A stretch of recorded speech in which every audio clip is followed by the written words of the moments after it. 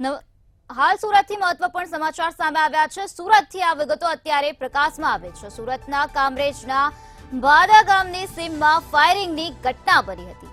તો પિસ્તોલ અને એરગનથી કુલ 3 round firing કરવામાં આવ્યું હતું। રમેશ વાદાણીએ ટેમ્પો હટાવવાનું કહીને મારામારી કરી હોવાની વિગતો અત્યારે સામે આવે છે। બબાલ ઉગ્ર બનતા દિલીપ અને સંજય ગાંગાણી પણ તબેલા પર આવ્યા હતા।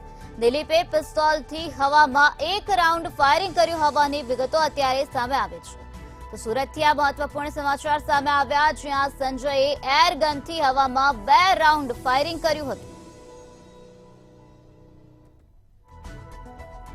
આ બનાવને પગલે સુરત જિલ્લા પોલીસ અત્યારે દોડતી થઈ ગઈ છે। પોલીસ દ્વારા આગળની કાયદેસરની કાર્યવાહી હાથ ધરવામાં આવી રહી છે। કામરેજ પોલીસ દ્વારા તપાસનો ધમધમાટ શરૂ કરવામાં આવ્યો છે। રમેશ વાદાણીએ ટેમ્પો હટાવવાનું કહ્યું હતું, ત્યારે બબાલ ઉગ્ર બનતા દિલીપ અને સંજય ગાંગાણી પણ તબેલા પર આવ્યા હતા।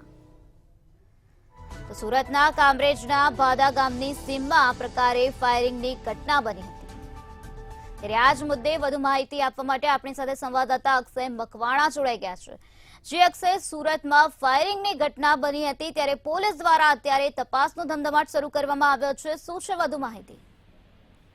જી નિરાલી, ચોક્કસથી જે પ્રમાણે હાલ અત્યારે સુરતમાં દિવસે ને દિવસે જે ક્રાઇમ વધી રહ્યો છે અને હાલ અત્યારે જે યુવાનોમાં એક નવો ક્રેઝ આવી રહ્યો છે અને જે રીલ્સો જોઈને લોકો જે છે તે હાલ અત્યારે પોતાનો રોગ જમાવતા જોવા મળતા હોય છે। ત્યારે આવો જ કંઈક એક ગુનો જે છે તે હાલ અત્યારે ગઈકાલ રાત્રે કામરેજ પોલીસ મથકની હદમાં જોવા મળ્યો હતો અને કહી શકાય કે કામરેજના બાદા ગામની સીમમાં એક આવી જ એક ફાયરિંગની ઘટના બનવા પામી છે।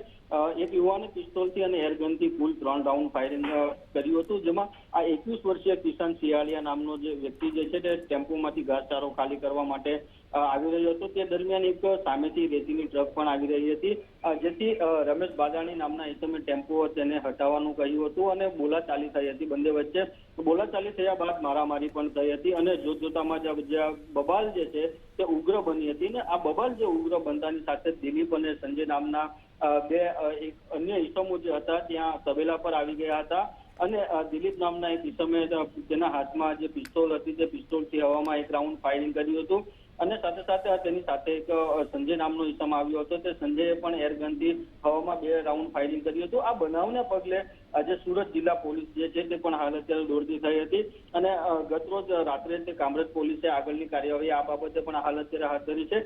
જો કે કામરેજ પોલીસે જે ફાયરિંગ થયું છે તેના વિરુદ્ધ ગુનો નોંધીને આગળની કાર્યવાહી પણ હાલ અત્યારે કામરેજ પોલીસે કરીને આગળની કાર્યવાહી જે છે તે કામરેજ પોલીસ હાલ અત્યારે કરી રહી છે। જી નિરાલી। જી અક્ષય, સમગ્ર માહિતી આપવા બદલ આભાર।